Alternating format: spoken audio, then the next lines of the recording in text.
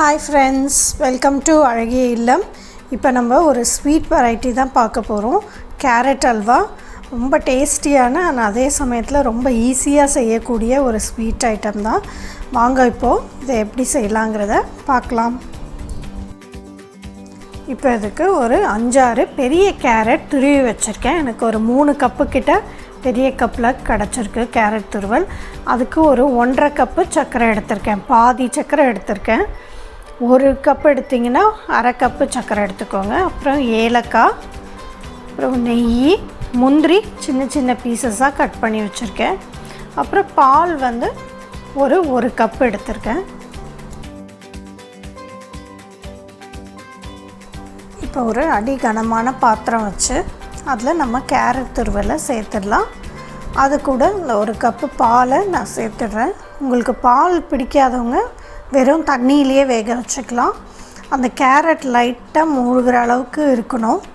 So கொஞ்சம் கம்மியாக இருக்கிறதுனால இன்னும் கொஞ்சம் தண்ணி கொஞ்சம் சேர்த்துக்கிறேன்.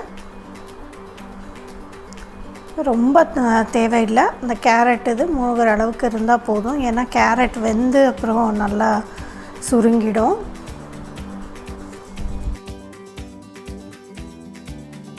இப்போ இதை ஒரு மூடி போட்டு அப்படியே நல்லா வேகட்டும். மூடி வச்சிடலாம். இப்போ கொஞ்சம் திறந்து பார்க்கலாம். நடுவில் நல்லா வெந்து வந்துட்டுருக்குது. கொஞ்சம் கிளறி விட்டுக்கோங்க. அந்த பாலோடு சேர்த்து நல்லா கேரட் இது வேகணும். நீங்கள் இதை குக்கரில் வச்சு எடுத்துக்கிட்டு அப்புறம் சர்க்கரை கூட போட்டுக்கலாம். நான் இப்படி தான் செய்வேன். இது ரொம்ப டேஸ்டியாக இருக்கும். திரும்ப மூடி வச்சிடுறேன். இப்போ ஒரு 10 to 15 மினிட்ஸ் கழித்து நான் வந்து நல்லா திறந்து பார்த்த உடனே நல்லா வெந்துருச்சு கேரட்டு. இப்போ பாலெல்லாம் எதுவும் இல்லை. இந்த ஸ்டேஜில் நம்ம எடுத்து வச்ச சர்க்கரையை இதோட சேர்த்துடலாம். சேர்த்து நல்லா கலந்து விட்டுக்கோங்க.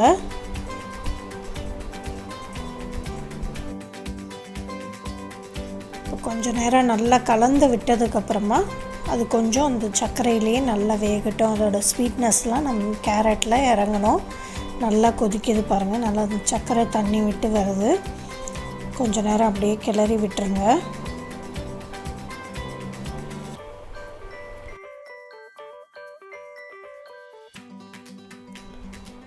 இப்போ நல்லா கொதிச்சு வருது சர்க்கரையோடு சேர்ந்து.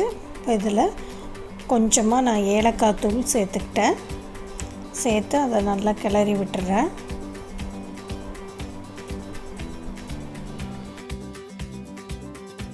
இப்போ இந்த ஸ்டேஜில் கொஞ்சமாக நான் வந்து ஒரே ஒரு ஸ்பூன் நெய் விட்டுக்கிறேன்.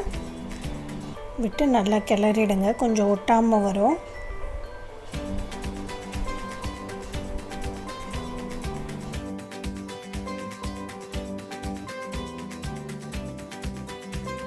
இப்போ ஒரே ஒரு சிட்டிகை உப்பு சேர்த்துக்கிறோம்.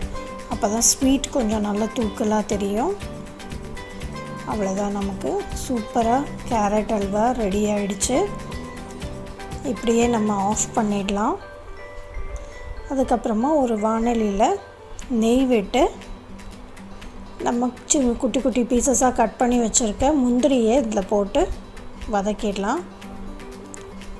முந்திரி நல்லா பொன்னிறம் ஆனவுடனே எடுத்து நம்ம கேரட் அல்வாவில் கொட்டினோம்னா அவ்வளோதான், நம்மளுடைய சுவையான கேரட் அல்வா சூப்பராக ரெடி ஆகிடுச்சு. ரொம்ப டேஸ்டியாக இருக்குது. செஞ்சு பாருங்கள். நன்றி.